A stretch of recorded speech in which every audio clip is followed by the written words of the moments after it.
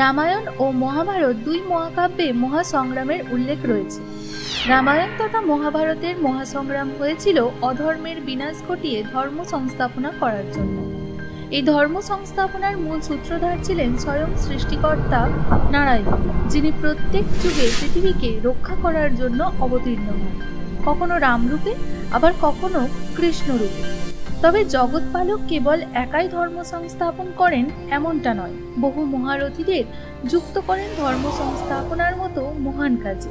মহাভারতের কুরুক্ষেত্রেও এমন বহু বীর যোদ্ধা মহারথী ছিলেন যাদের কাছে ছিল অনেক দিব্য অস্ত্র, যা তারা বিশেষ দক্ষতা এবং তপস্যার বরদান স্বরূপ পেয়েছিলেন। মহাভারতে দিব্য অস্ত্রের অধিকারী ছিলেন ভীষ্ম, কর্ণ, অর্জুন, অশ্বত্থামার মতো রথী মহারথীরা। এইসব মহারথীরা কোন অমোঘ অস্ত্র ব্যবহার করতেন তা নিয়ে জানবো। নমস্কার বন্ধুরা, সকলে কেমন আছেন? আশা করি ভালো আছেন, সুস্থ আছেন। হিন্দু শাস্ত্র চ্যানেলে আপনাদের আরও একবার স্বাগত জানাই। মহাভারতের অমোঘ ও দুর্ভেদ্য 10টি অস্ত্র কী ছিল তা নিয়ে শুরু করছি নতুন ভিডিও। প্রাচীন যুগের শক্তিশালী অস্ত্রগুলির মধ্যে প্রথমেই আসে ব্রহ্মাস্ত্র, যাকে দেব ব্রহ্মার অস্ত্র বলা হয়।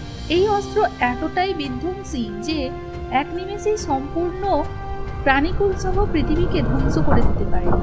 সমগ্র বিশ্বকে ধ্বংস করার ক্ষমতা ছিল এই ব্রহ্মাস্ত্রের, এবং এই অস্ত্রের ব্যবহার করার জন্য প্রচুর জ্ঞান ও একাগ্রতার প্রয়োজন হতো। এরপর আসে ব্রহ্মশিরাস্ত্র। এই অস্ত্রটি ব্রহ্মাস্ত্রের নামানুসারে রাখা হয়েছে, তবে এটি ব্রহ্মাস্ত্রের থেকে কিছুটা কম শক্তিশালী। ধ্বংসাত্মক মারণ শক্তির অধিকারী ছিল এই ব্রহ্মশিরাস্ত্র। মহাভারতের গুরু দ্রোণাচার্যের কাছে ছিল এই অস্ত্রটি। তিনি তার শ্রেষ্ঠ শিষ্য অর্জুনকে প্রদান করেছিলেন। অর্জুন ছাড়াও গুরু দ্রোণাচার্য নিজের পুত্র অশ্বত্থামাকে প্রদান করেন এই অস্ত্র।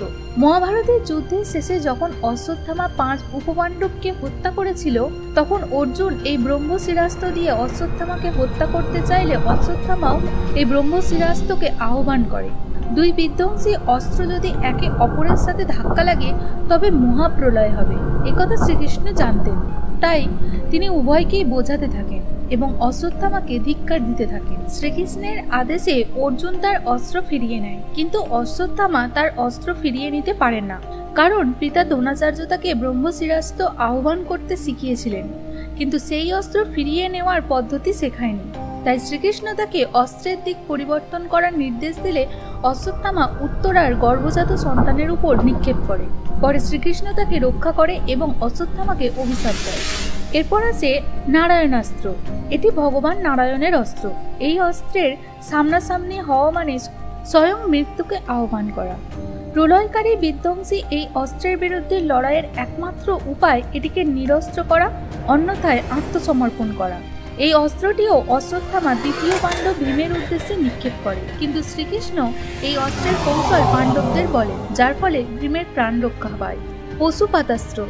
এই অস্ত্র ভগবান শিবের। অবিনশ্বর এই অস্ত্র সৃষ্টিকে ধ্বংস করার শক্তি রাখে।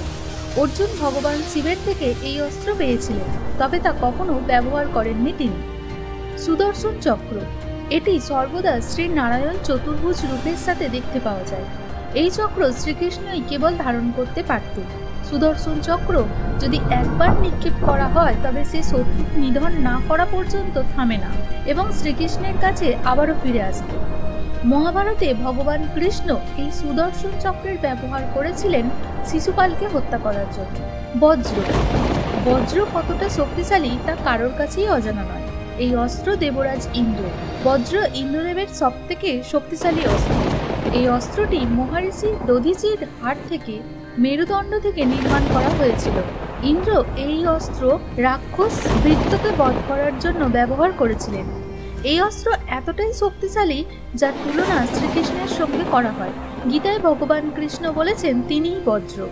এই অস্ত্র শক্তিশালীই নয়, অবিনাশী। এরপর বলা যেতেই পারে ভাষাসী শক্তি। মহাভারতের যুদ্ধে ব্যবহৃত আরও একটি মহাশক্তি হল ভাষাসী। এই অস্ত্র ছিল দেবরাজ ইন্দ্রের। সূর্যপুত্র কর্ণ এই অস্ত্র দেবরাজ ইন্দ্রের থেকে কিছু সময়ের জন্য ঋণ হিসাবে নিয়েছিলেন। কর্ণ মূলত অর্জুনকে হত্যা করার জন্যই এই অস্ত্র সযত্নে রেখেছিলেন, কিন্তু পরিস্থিতি সামাল দেওয়ার জন্য ভীমপুত্র ঘটোৎকচের উপর এই অস্ত্র ব্যবহার করতে বাধ্য হয় কর্ণ। বিজয় ধনু। এই ভয়ঙ্কর ধনুকের সৃষ্টিকর্তা হলেন দেবশিল্পী বিশ্বকর্মা। এই অস্ত্রটি ছিল মহাদেবের, যা তিনি ইন্দ্রদেবের জন্য সংরক্ষিত করেছিলেন। পরে মহাদেবের নির্দেশে ইন্দ্রদেব ঋষি পরশুরামকে দিয়েছিলেন। মহাঋষি পরশুরামের প্রিয় শিষ্যদের মধ্যে একজন ছিলেন কর্ণ।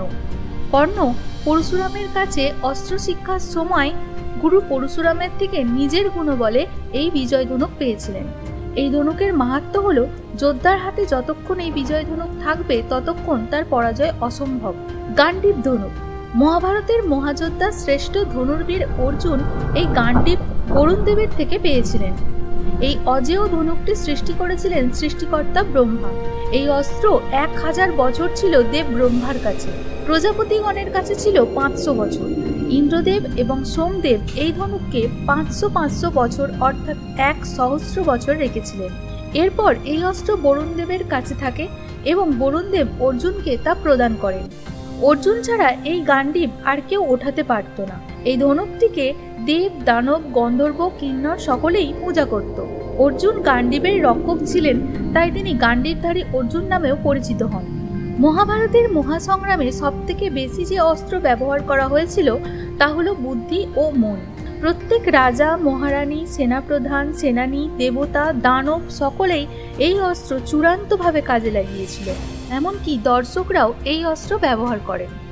শ্রীকৃষ্ণ তার গীতায় বলেছেন, ইন্দ্রিয়ের থেকে বড় হলো মন, মনের থেকে বড় হলো বুদ্ধি, বুদ্ধির থেকে বড় হলো আত্মা, আর আত্মা আধ্যাত্মিকতার সঙ্গে যুক্ত হলে তবেই মনকে স্থির করা সম্ভব। তাই মন হলো সকলের সবচেয়ে বড় অস্ত্র, যার প্রয়োগ সকল যোদ্ধারা প্রবলভাবে কাজে লাগিয়েছিল। যারা ধর্মের উপর তাদের মন আর বুদ্ধি কাজে লাগিয়েছিল, যারা অধর্মের উপর তাদের মন আর বুদ্ধি কাজে লাগিয়েছিল, তাদের বিনাশ হয়। এবং যারা ধর্মের উপর তাদের মন বুদ্ধি কাজে লাগিয়েছিল, তারাই মহাভারতে ধর্ম সংস্থাপনার লড়াইয়ে জয়প্রাপ্ত করে। তো বন্ধুরা, কোন অস্ত্রটি সবথেকে বেশি শক্তিশালী কমেন্টে জানান। আর এরকম আরো ভিডিও দেখার জন্য চ্যানেলটি সাবস্ক্রাইব করে পাশে থাকুন।